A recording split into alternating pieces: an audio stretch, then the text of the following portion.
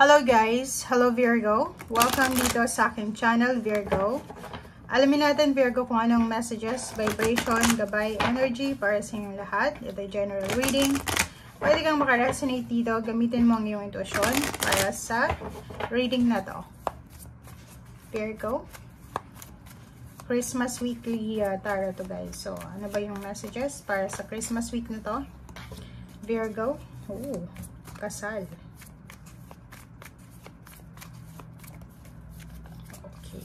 Sorry.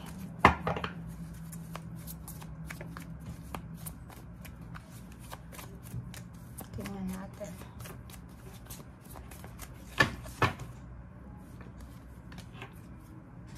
Okay, Virgo.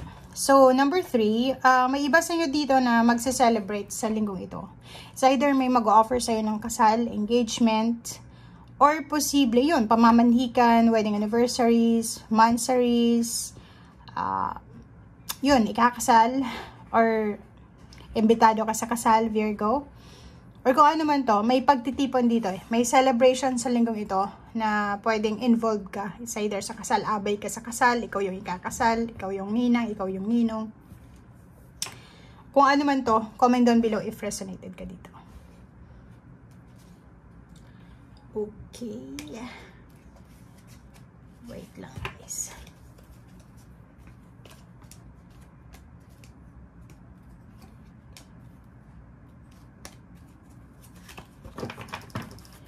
Okay, Virgo.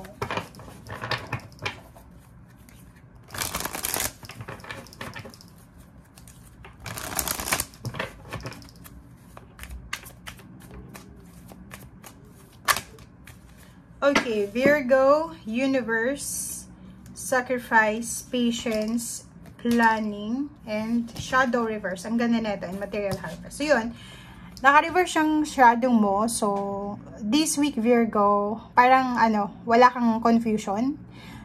Sa linggong ito is direct yung emotion, mindset, goals, parang ganun. So, wala kang kinakatakutan sa linggong ito. Kung makikita mo, wala kang masyadong fear dito. So, hindi ka masyadong takot sa kung ano man ito na possible na dumating sa'yo, hindi man dumating, or kano pa man. So, basta ang sinasabi ng barahan na masaya ka, kontento ka sa kung ano itong nangyayari sa buhay mo, Virgo. Universe, sinasabi ng baraha sa'yo dito, Virgo, na yung mga sacrifices mo, yung mga sleepless nights, yung mga pagod mo na in-exert, energy, money, emotion, ay ibabalik daw yan sa'yo ng universe. So, ang gagawin mo sa ngayon is konting tiis lang. Okay? Konting tiis lang tayo, guys. And yung material harvest natin is malapit na. So, Virgo, if ever, feeling mo ikaw yung breadwinner, ikaw lang yung nagtataguyod sa iyong family, ikaw lang yung may work, ikaw lang yung gumagawa ng action, let it be. Let it be. Tama ba yun? Hayaan mo lang. Be patient. And planuhin mo kung ano yung mga possible na solution or possible mong actions, steps sa mga susunod pang taon. Especially, malapit na yung New Year. So, siguro, this week is, diba, Christmas week. So, pwede kang sulat ng mga manifestation mo, magsulat ka ng mga New Year's resolution mo, goals mo, or kung ano pa man. So, itong material harvest na to is 9 of coins siya. So, ibig sabihin niya, if ever man na sobrang impatient ka na, kailan ba darating to na perang ito? Kailan ba ko yayaman? Kailan ko ba mamamanifest ito? Patient. Be patient dahil ang universe, yun nga yung sinasabi sa Taurus na yung plano natin is dapat synchronize siya. Dapat pareho yung plano mo and yung plano sa'yo ng Panginoon. Kasi, kahit na anong gustuhin mo, kung ayaw ng Panginoon ibigay sa'yo, walang mangyayari. So, kailangan synchronize sila. Kailangan pareho. Diba? Resonated sa bawat isa. So, yun ang sinasabi ng baraha. Okay?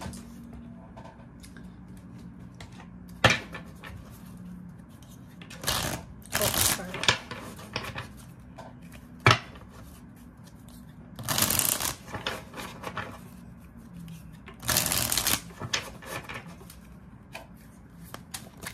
Okay, Virgo. Okay, so Six of Wheels. Nakikita natin dito, Virgo, na posibleng may magbibigay sa'yo ng regalo. Pwedeng financial or pwedeng, kasi money to, so financial gifts, parang mga material things, damit, or kano pa man. And this week, balance yung financial mo. Pwedeng ikaw yung mag-share ng iyong blessings or pwedeng yung ibang tao ang mag-share ng blessings sa'yo. So, paki-comment sa comment section.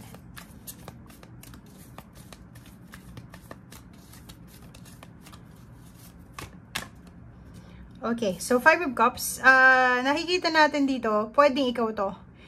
Pwedeng ikaw ay naghihintay. Naghihintay ka ng financial blessings. Pwedeng naghihintay ka ng regalo.